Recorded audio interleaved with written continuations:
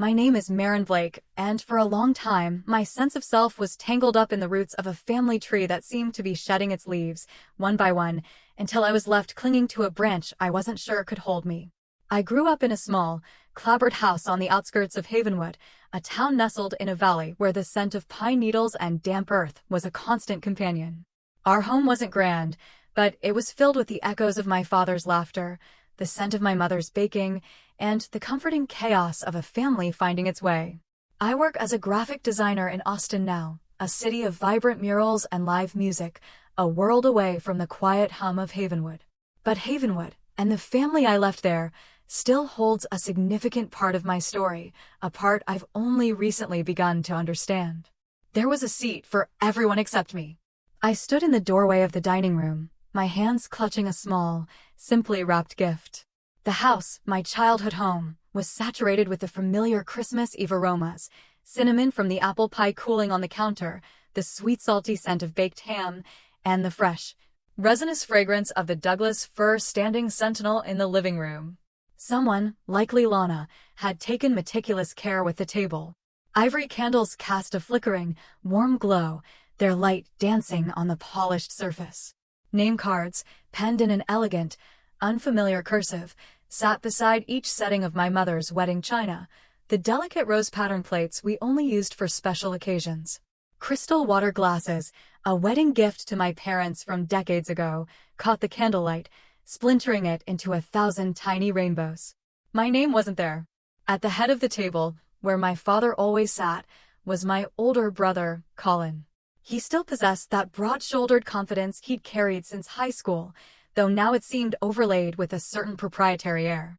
The boyish smirk I remembered had hardened into something more calculated, something that felt stitched to his face.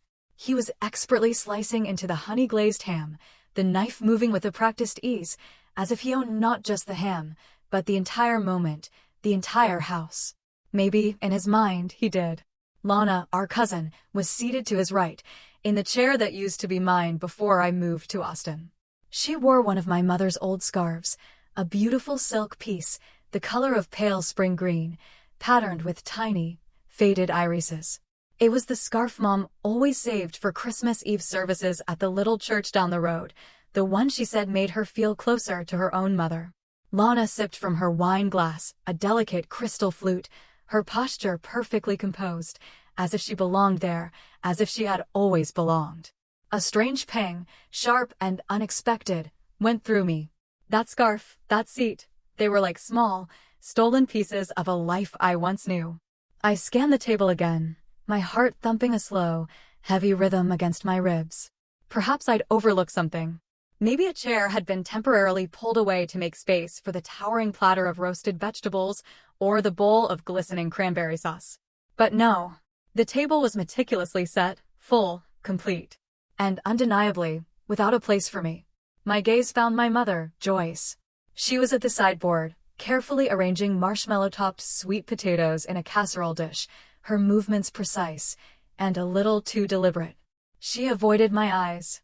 When I cleared my throat, intending to speak, her attention darted to the golden brown turkey resting on its platter, as if it had just whispered a profound secret.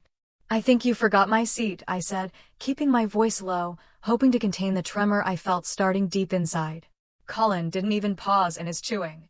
Without lifting his eyes from his plate, he delivered the words flatly, cleanly, as if they cost him nothing at all. "It's outside, with the dogs." A breathless, stunned silence descended upon the room. The only sounds were the ticking of the grandfather clock in the hall and the soft crackle of the fire in the hearth. Lana let out a quiet, almost imperceptible snort, quickly masked by a cough. One of the second cousins, a distant relative I barely knew, shifted uncomfortably in his chair, his gaze dropping to his lap. A fork clicked softly against porcelain. But no one spoke. No one laughed, though the cruelty of it was almost absurd. No one objected. My mother continued to fuss with the sweet potatoes, her back still to me. I stood there, a wave of heat washing over my cheeks, then my neck. I wasn't sure what stung more, the casual brutality of Colin's words, or the resounding silence of everyone else, the way they allowed his pronouncement to hang in the festive air like a toxic ornament, a prayer no one would claim. I could have turned and fled. I could have raised my voice, shattered the carefully constructed holiday peace, made a scene they would talk about for years. Part of me, the younger, more wounded part, yearned to do just that. But instead, a different kind of resolve, cold and clear, settled over me. I stepped forward, my footsteps unnaturally loud on the polished wood floor. I placed the small, brown paper-wrapped box directly in front of Colin's plate, beside his half-eaten roll. Then I leaned in, close enough that only he and perhaps Lana could hear my quiet words. "Check under your plate." And I turned and walked out. I didn't wait for anyone to try and stop me, though I knew, deep down, they wouldn't. I didn't look back at their faces, at the table laden with food I wouldn't share, at the room filled with a warmth that no longer included me. I just stepped out of the bright, fragrant house and into the crisp, biting chill of the December night. The cold air stung my lungs, a sharp reminder that I was still alive, still breathing, even if a part of me felt like it had just died in that dining room. When I was little, Christmas was my favorite day in the whole world, a tapestry woven with magic and love. Back then, our Christmas tree, usually a slightly lopsided pine we'd chosen ourselves from Old Man Hemlock's tree farm, stood proudly by the living room window. It wasn't one of those perfectly curated, Instagram-worthy creations you see now. Ours was a joyful explosion of mismatched ornaments, each with a story. Fragile glass baubles inherited from Grandma Blake, lumpy clay snowman Colin, and I had made in elementary school. Strings of popcorn we'd painstakingly threaded while watching holiday specials. Colin and I would engage in spirited, if not entirely serious, arguments over whose turn it was to hang the prized glass reindeer, the one with the delicately cracked antler, mended carefully by Dad with a touch of glue. Dad, Russell Blake, would invariably break up the squabble. He'd take the reindeer from our grasp, his large, calloused hands surprisingly gentle, and declare with a twinkle in his eye, "This one's for peace, and peace doesn't pick sides." Then he'd find the perfect spot for it, usually high up, where the lights would catch its flawed beauty. That was our Dad. He usually smelled of engine oil from tinkering in his garage, cedar chips from his woodworking projects, and the faint, sweet aroma of the pipe tobacco he occasionally indulged in on the porch. There was almost always a smudge of grease on his flannel shirt, even at Christmas dinner. But when he smiled, a genuine, crinkling at the corners of his eyes smile, the whole room seemed to settle, to feel steady and safe. He'd often ruffle my hair, his touch warm and reassuring, and say, "You've got grit, Marin, real grit. You're going to outlast all of us, kiddo." I didn't fully grasp what he meant back then. I thought he was just being funny, his way of saying I was stubborn. Now, looking back, I think maybe he saw a quiet strength in me, a resilience that even I hadn't yet recognized. He saw the part of me that would know how to walk out into a cold December night alone. Colin used to be different, too, before the weight of early responsibility or perhaps some unspoken ambition began to change him. I remember one particularly snowy winter. We must have been 10 and 12. We built a magnificent snow fort in the backyard. It was so high, a veritable fortress of packed snow, that we couldn't see over its ramparts. I, in a fit of daring, tried to scale its icy walls, slipped, and landed hard, busting my lip. The shock and pain brought tears to my eyes, but Colin, my brave older brother, cried harder than I did. He scooped me up, his face a mask of fear and concern, and half carried, half dragged me inside, yelling for Mom. He wrapped me in a thick woolen blanket, his hands trembling slightly, and pressed a bag of frozen peas to my swelling lip, his voice choked with emotion as he said, "You're not allowed to die, Marin, not ever." That version of Colin, the fiercely protective one, the one who would give me the last piece of homemade fudge from the Christmas tin, who always let me sit shotgun when we drove out to the woods to gather firewood with Dad. I don't know where that boy went. I don't know when he quietly slipped away, replaced by the man who could so casually dismiss my presence. And Mom, Joyce, she used to sing while she cooked, especially during the holidays. Her voice was soft, often slightly off-key, but I remember the way she'd hum Silent Night or Oh Holy Night while peeling potatoes or rolling out pie crust. Sometimes, when she thought no one was looking, she'd do a little twirl in her worn slippers, her apron flaring out just a bit, a secret smile on her face. I always looked.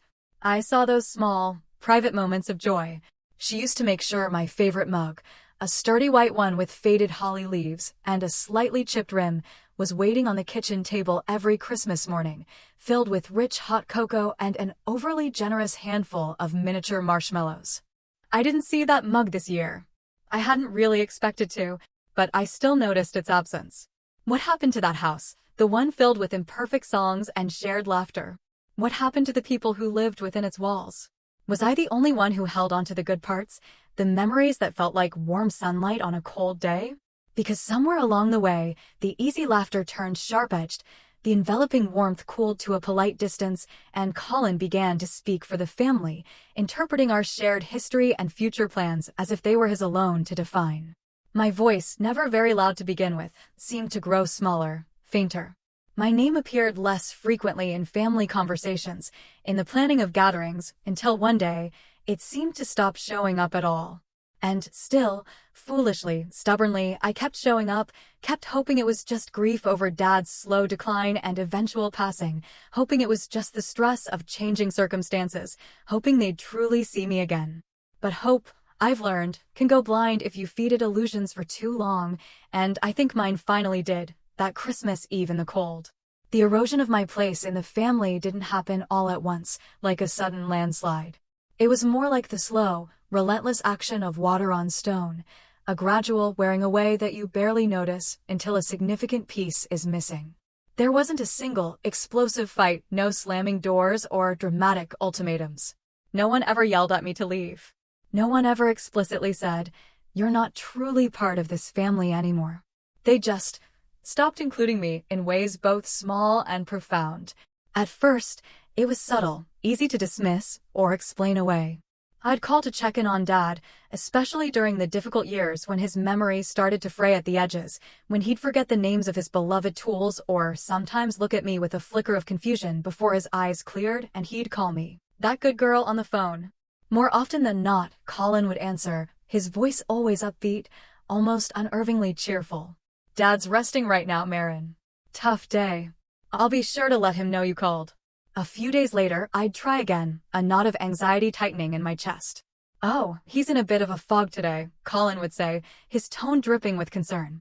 "Probably not the best time for a chat. Don't want to confuse him." Eventually, the sound of my father's voice, once a warm and steady presence in my life, faded from our phone calls altogether. All I got were updates filtered through Colin, always wrapped in a mantle of solicitous care, always framed as him protecting Dad or Mom or the fragile piece of the household. Mom started deferring to Colin more and more, too. When I'd ask her directly how she was holding up under the strain of Dad's illness and managing the house, she'd often sigh, a tired, drawn-out sound, and say things like, "Oh, Colin's been such a tremendous help, Marin. He really knows how to handle things. It's just easier for everyone when things go through him." Easier. That word began to echo in my mind. At first, I didn't push. I lived in Austin, a good 12-hour drive away, immersed in my own demanding career at a growing marketing firm. I told myself they were tired, overwhelmed. I told myself that perhaps I was being too sensitive, reading slights where none were intended. I continued to send money home every month, a quiet contribution to help with the mounting medical bills and household expenses. I paid for half of the much-needed roof repair one spring without being asked, wiring the funds directly to the contractor. I booked flights back to Havenwood for every major holiday, every significant family event, often at considerable expense and with tight turnarounds from work. Still, the small omissions, the subtle shifts in dynamics, began to accumulate, like pebbles in my shoe. One Christmas, a couple of years after Dad's diagnosis, I arrived to find my old, hand-knitted stocking, the one Grandma Blake had made for me, with a slightly lopsided reindeer embroidered on it, missing from its traditional spot on the fireplace mantel. After a discreet search, I found it later, crumpled and forgotten, stuffed in the back of the dusty hallway closet, behind a stack of old board games. The framed photograph of me and Dad, taken on the sunny afternoon he presented me with his old, beautifully worn toolbox, a symbolic passing of his love for craftsmanship, vanished from its prominent place on the living room wall. In its place hung a new, professionally framed photo, Colin and Lana, beaming at the local garden center, holding a flat of vibrant chrysanthemums as if they'd just single-handedly saved the family homestead from ruin. I swallowed the lump in my throat and told myself it didn't mean anything. People redecorate. Things get moved. Then, one Sunday afternoon, idly scrolling through social media, I saw them. A series of brightly lit, cheerful pictures from what Lana had captioned an impromptu Blake family dinner. There they all were, Colin, Mom, Lana, and a scattering of cousins, gathered around the familiar oak dining table I used to help set for countless meals. They were laughing, faces animated, wine glasses raised in a toast, their toes probably touching companionably under the chairs I had once painstakingly sanded down and refinished with Dad one summer. No one had called me. No one had even thought to send a text or an email to mention it. When I finally gathered the courage to ask Mom about it during our next call, her voice was tinged with a faint surprise, as if my question was unexpected. "Oh, that. It was all very last minute, dear. Just a casual get-together. You live so far away. We just figured you wouldn't want the hassle and expense of trying to come on such short notice." She didn't seem to hear the way her words landed, the subtle implication that my presence was a hassle. Or maybe she did, and chose to let them land anyway, for the sake of that elusive, easier piece. From that point on, the pattern became undeniable. Major decisions were made without my input, without even my knowledge until after the fact. Decisions about Dad's course of treatment, about selling off a small parcel of land Dad had owned, about family finances. Colin would explain everything to me later, usually in a rushed phone call, his tone always conveying a sense of him doing me a great favor by keeping me informed at all. "Didn't want to bother you while you're so busy with your career, Marin. We've got it handled here. It's just easier this way." Easier for whom? The question hung unspoken between us, a silent accusation he never acknowledged. I wasn't consumed by anger, not yet. That would come later, a slow burn. Mostly, I felt a deep, aching confusion, a sense of being perpetually off balance, as if someone had been slowly, methodically turning down the volume on my voice, on my very existence within the family, until I could barely hear myself think. They never explicitly told me to go away. They just, with increasing consistency, stopped saving me a seat at the table, both literally and figuratively. And the most painful part was that, for a long time, I kept trying to squeeze myself in, believing that if I just tried harder, loved more, gave more, they would remember I belonged. The first time I realized Lana had well and truly moved in, not just as a frequent visitor, but as a fixture, was when she answered the phone from my mother's kitchen one Tuesday morning. I had called to discuss Dad's upcoming neurology appointment. I could hear the distinct, familiar ceramic clink of a spoon against Mom's favorite mug, the one with the cheerful red cardinals perched on snowy branches, a gift from me years ago. Lana laughed at something someone said in the background. Colin, probably, his voice a low rumble, and then, into the receiver, she said brightly, "Hang on a sec, Marin, your mom's just elbow-deep in pie dough right now." Your mom. The casual, possessive pronoun, uttered so naturally, sat like a cold stone in my chest for days. It wasn't just the word, it was the easy familiarity, the unspoken assumption of her place within the heart of our home. When I finally spoke to Joyce later that week, I tried to keep my voice light, casual, careful not to sound accusatory. "So, is Lana staying with you and Dad full-time now, Mom?" Joyce gave a little sigh, the kind that signaled she was bracing for a difficult conversation. "Oh, she's just helping out, Marin, you know how things have been. She's truly been a godsend with your father needing so much care, and me not getting any younger." A godsend? This was the same Lana who, just 3 years earlier, had borrowed Mom's antique sapphire earrings, a cherished heirloom from Grandma Blake, and then tearfully claimed she honestly thought they were hers when confronted. The same Lana who had been suspiciously vague about a missing checkbook during a tense Thanksgiving visit. The same Lana who had once sat on our porch swing, tears streaming down her face, dramatically wailing. "I just don't know why everyone in this family always thinks I'm the bad one." And now, here she was, transformed into the indispensable caregiver, the pillar of support. She was setting the table I used to set, wearing the soft, woolen scarves Mom used to wrap around her own shoulders on snowy Havenwood mornings, leaving cheerful, handwritten notes on the refrigerator about grocery lists and appointments. I'd see photos Mom would occasionally text me, Lana taking Mom to her physical therapy sessions, Lana proudly displaying a perfectly roasted chicken, Lana and Colin flanking Dad in his wheelchair on an outing to the local park. At first, I told myself it was practical, a necessary arrangement. They needed someone consistently present, and I, with my life and career in Austin, hadn't been able to offer that kind of daily, physical support, a fact that pricked at my conscience despite my regular visits and financial help. But slowly, insidiously, Lana stopped being referred to as a helper and became the one who knows where everything is, the one Dad responds to best, the one who can always make Mom laugh. When I called to ask how Dad's latest doctor visit had gone, it was often Lana who answered, providing a detailed, efficient summary. When I sent a large bouquet of Mom's favorite lilies for her birthday, it was Lana who texted me a thank you note accompanied by a smiling photo of Mom holding the flowers, standing beside Lana in the sun-dappled living room. The caption read, "She absolutely loved them. We're having such a wonderful day." I wasn't in the picture. I wasn't in any of the pictures anymore, it seemed. I started asking more direct questions, trying to understand the shifting landscape of my own family. Colin's answers were invariably vague, dismissive. "She's just around to help with errands and things, Marin. Don't make a big deal out of it. It's not like she's trying to take over your life." But when I flew home for Dad's memorial service a year later, it was Lana who greeted guests at the door of our family home.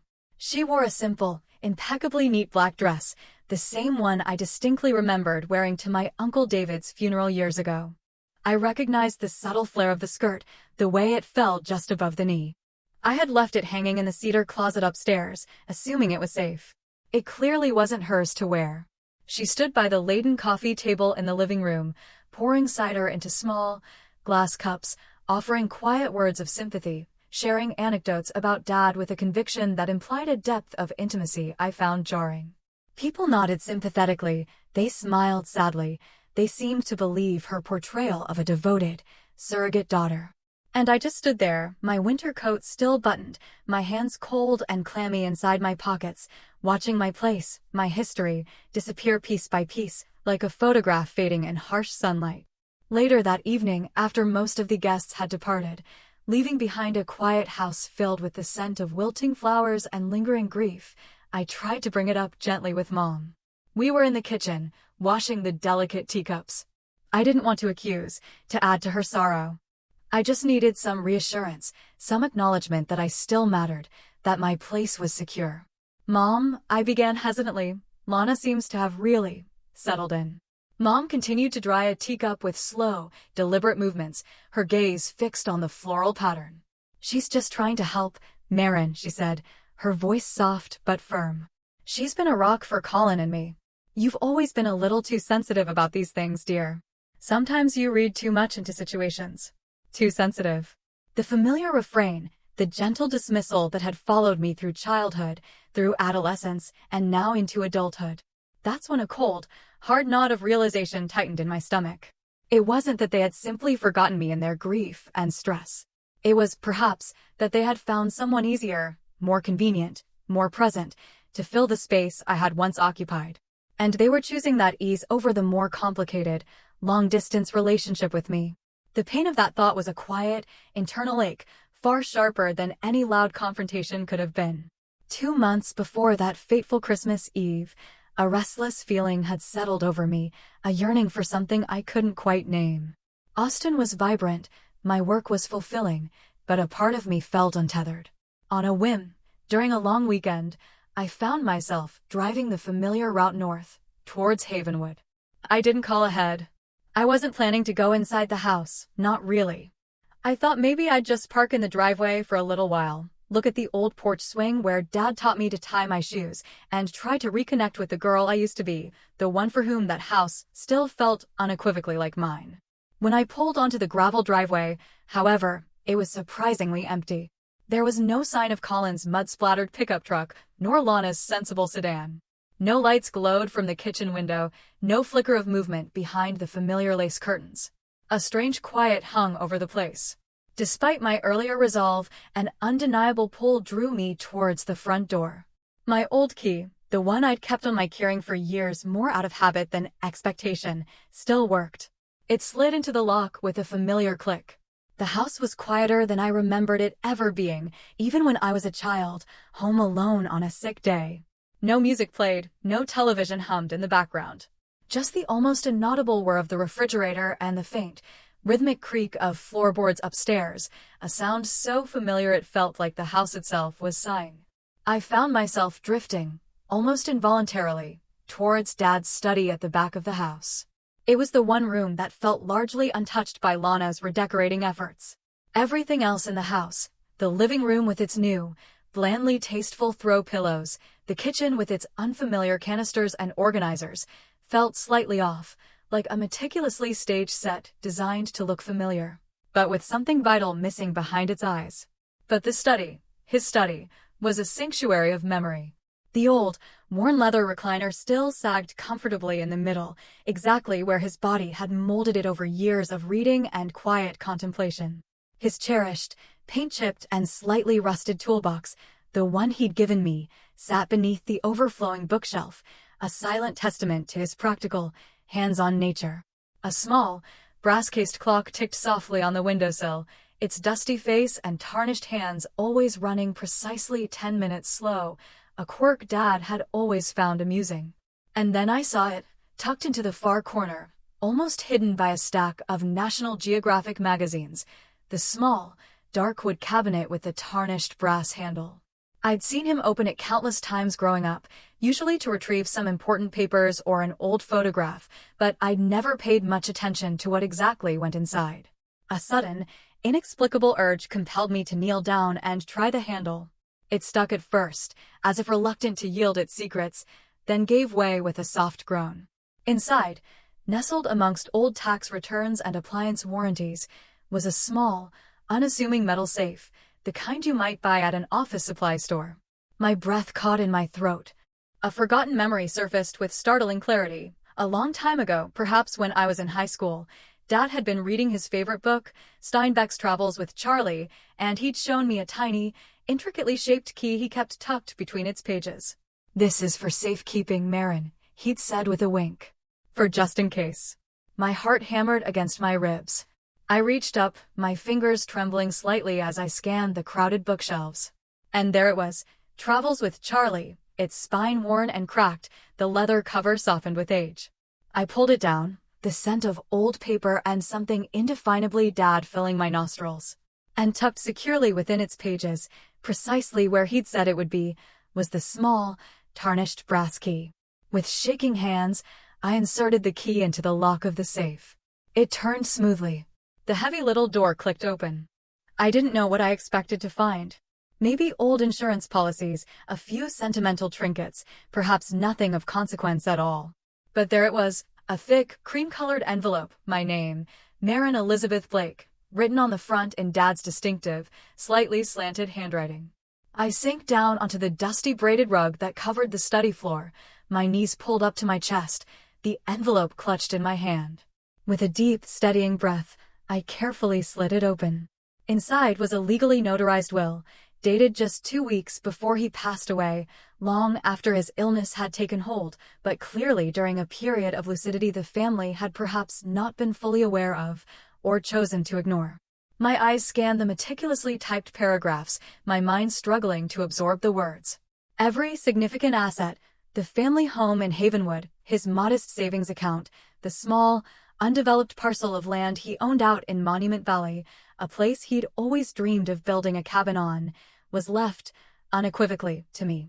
Colin's name wasn't mentioned as a primary beneficiary, only as a contingent if I predeceased him. Neither was Lana's. And tucked behind the will, folded into a neat square, was a single sheet of pale yellowed notepaper. It was a letter, also in Dad's hand. "My dearest Marin. I see it all now, so clearly. I didn't before, not fully, and for that, I am truly, deeply sorry. You were always the quiet one, the steady one. You never asked for anything for yourself, not really. You just stayed, you endured, you loved us even when it wasn't easy. You protected me in your own quiet way, when no one else seemed to notice I needed protecting. This house, this little piece of what I have to leave, it's yours, sweetheart. You've more than earned it. It's not much, but it's a foundation. Build something good on it. All my love. Dad." I didn't cry at his funeral. I had been too numb, too focused on supporting Mom, on navigating Colin's increasingly officious demeanor. But I cried then, sitting alone on the floor of his dusty study, the legal documents and his heartfelt words spread out before me. Not for the house, not for the unexpected inheritance. I cried because, in the end, in the quiet sanctuary of his own heart and mind, someone had truly seen me. Someone had remembered. I didn't tell anyone what I had found. I didn't breathe a word to Colin or Mom or Lana. I carefully returned the will and the letter to the safe, locked it, and put the key back in Travels with Charlie. For 2 months, I carried that knowledge within me like a fragile, precious secret. I went about my life in Austin, working on design projects, meeting friends for coffee, but a part of my mind was always back in Havenwood, replaying Dad's words, feeling the weight of his trust. Then came Christmas Eve. I didn't call ahead to announce my arrival. I dressed simply in dark-washed jeans, a soft cashmere sweater in a deep navy blue, and my warmest winter coat. Nothing dramatic, nothing that screamed, "Look at me, I'm here to make a statement." I brought only one small parcel, the one I had prepared with such care, a sturdy, unassuming box wrapped in plain brown craft paper, tied securely with ordinary twine.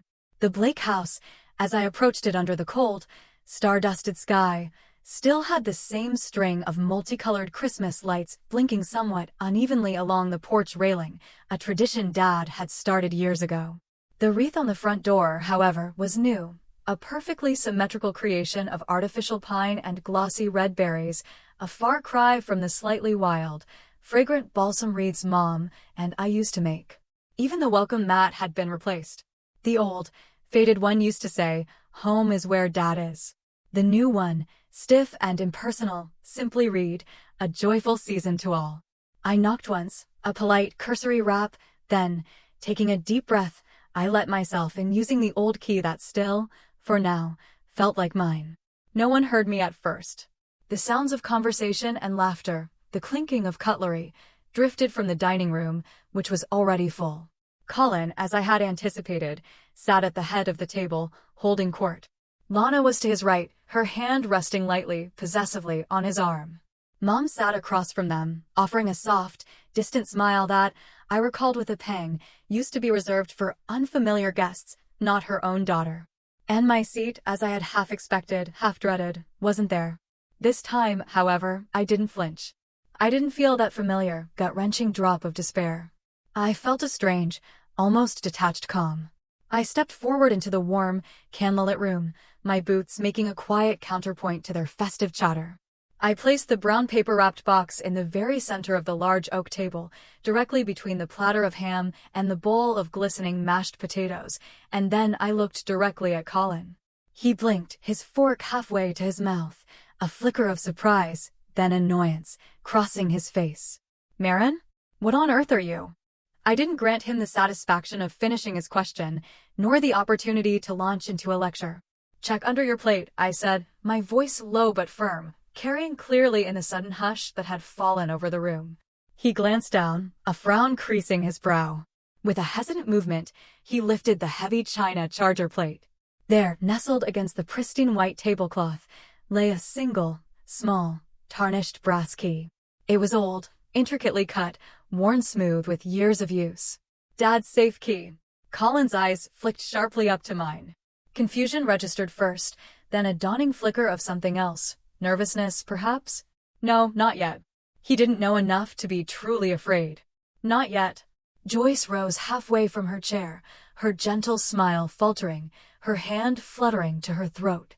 "Marin, dear, this isn't really the time." "I'm not staying, Mom," I said, my voice softer now, but no less resolute. "I just wanted to drop that off." Lana, ever curious, ever drawn to the center of any potential drama, reached a tentative hand towards the box.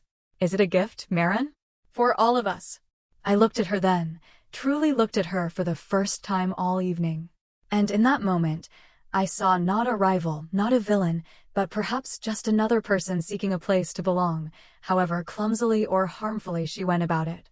My gaze, however, must have held something that made her flush, her hand retreating as if the box were suddenly hot.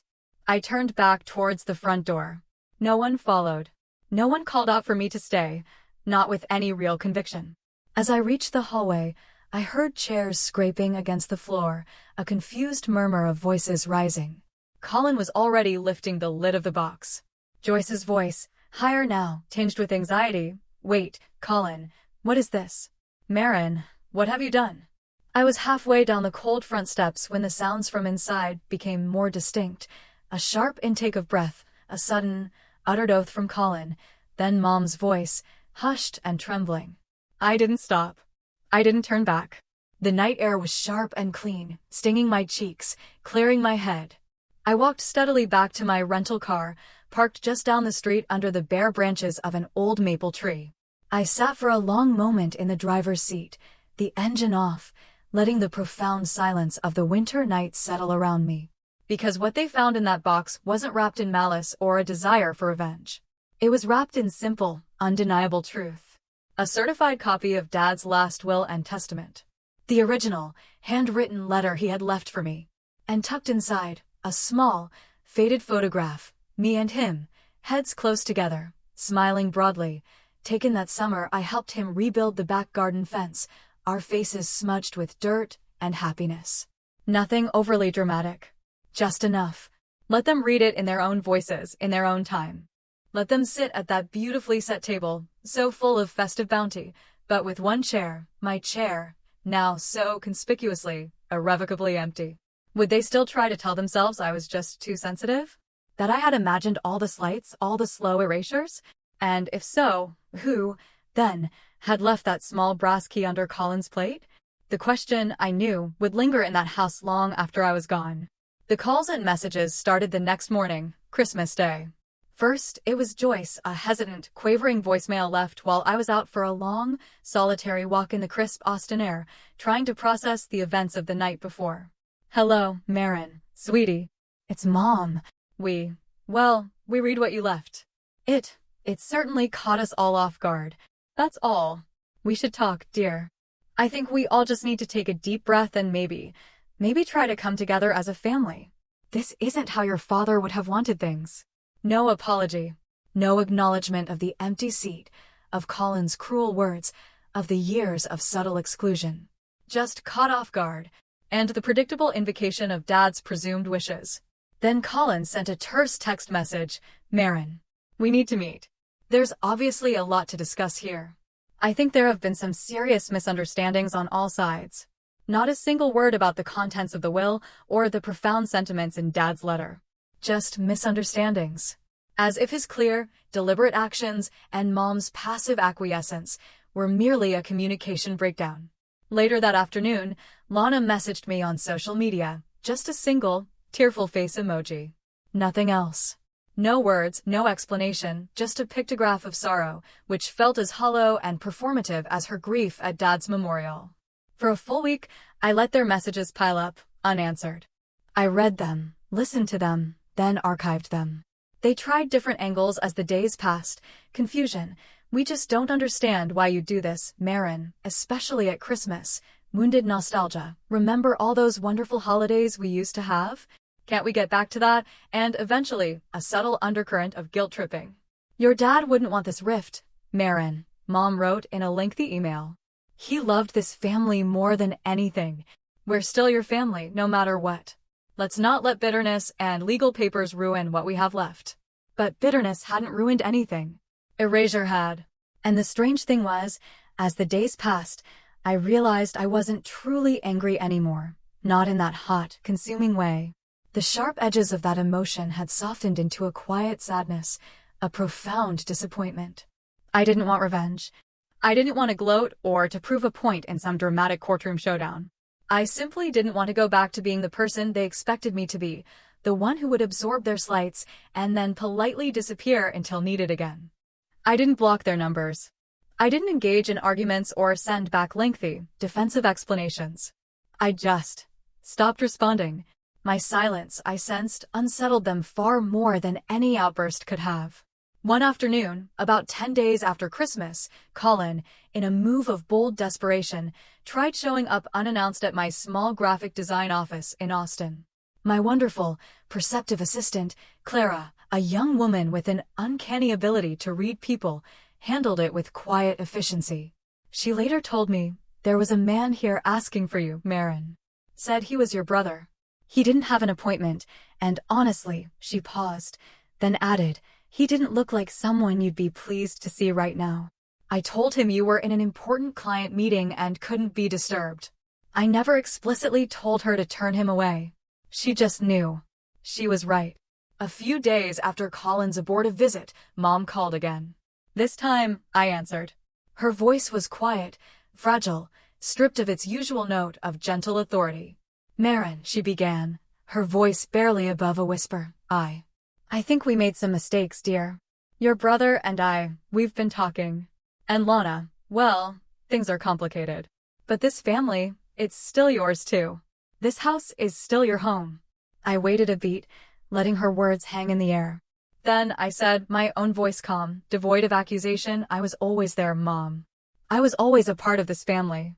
You all just seemed to live easier, breathe easier, when my presence wasn't a factor, when I wasn't there to remind you of things you preferred to forget." There was a long silence on her end of the line. Not the silence of disagreement, I felt, but the silence of someone who has no defense left, someone who is finally hearing a truth they can no longer deny. She finally murmured a soft, "Oh, Marin," and then the line went quiet as she hung up, or perhaps just couldn't find any more words. That, I realized, was perhaps the closest I would ever get to an acknowledgement. 3 weeks after Christmas, after the flurry of messages had dwindled to an occasional, hesitant text from Mom that I didn't reply to, I mailed one last envelope to the Havenwood address. There was no return address from me. Inside, I placed the original, slightly faded photograph of Dad and me, taken that sunny summer day we'd rebuilt the back garden fence together.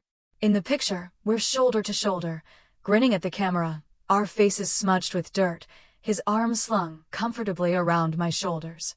It was the photo that had quietly been taken down from the hallway wall years ago, replaced by one of Colin and Lana. I didn't include a note. I didn't need to. The image spoke for itself, a silent testament to a bond they had tried to diminish. A week or so after that, Sarah, an old neighbor from Havenwood, a kind woman who had always had a soft spot for Dad and me, sent me a picture message on my phone. I hadn't asked for it. She just texted, "Thought you might want to see this, dear." It made me smile. The photo she sent was of Dad's old tool shed, the small, weathered structure at the back of the garden where he spent countless hours tinkering, building, and dreaming. And there, tacked simply but securely to the rough wooden wall just above his old workbench, slightly crooked but undeniably present, was my photograph. Dad and me, smiling out at the quiet, dusty space. No caption was needed. No explanation was offered. I stared at the image on my phone screen for a long time, a complex mix of emotions washing over me. Sadness, yes, for all that had been lost, for the family that had fractured. But also a quiet, profound sense of vindication, and a surprising, gentle peace. That house in Havenwood, the one that was legally mine on paper, I knew then that I would likely never live in it again. It held too many ghosts, too many layers of pain. But the true inheritance, I realized, wasn't the brick and timber, the land or the savings. It was the quiet knowing in my own heart. Dad had seen me, he had valued me, and he had, in his own way, tried to protect me. And perhaps, even more importantly, I had finally learned to see and value myself, enough to walk away from a table where I wasn't welcome, and to build my own on my own terms. I still live in Austin. I still drink my morning coffee from that old white mug with the faded holly leaves, the one I quietly retrieved from the back of a kitchen cabinet after Dad's memorial. It's a little more chipped now around the rim, from years of use. I let it be. The imperfections are part of its story, part of mine. Sometimes, new acquaintances or colleagues, learning I have family back in my hometown, ask if I ever reconciled with them if we all came together in the end. I usually just offer a soft smile and say something like, "Family is a complicated tapestry, isn't it?" I was always a thread in our family story, even when some of them tried to write around me or write me out. And now they don't get to hold the pen for my chapter anymore. I never asked for a grand apology or a dramatic scene of repentance. I just wanted to exist, authentically, to be seen for who I was, not who they needed or wanted me to be. And in the quiet solitude of my own life, in the strength I found in setting boundaries and honoring my own truth, I did. The greatest lesson, I think, is that being erased by others doesn't mean you cease to exist. It means you get to choose the truth of your own narrative, to remain true to yourself, even when no one else is watching, or perhaps, especially then. And in that quiet act of self-affirmation, there is a profound and lasting peace.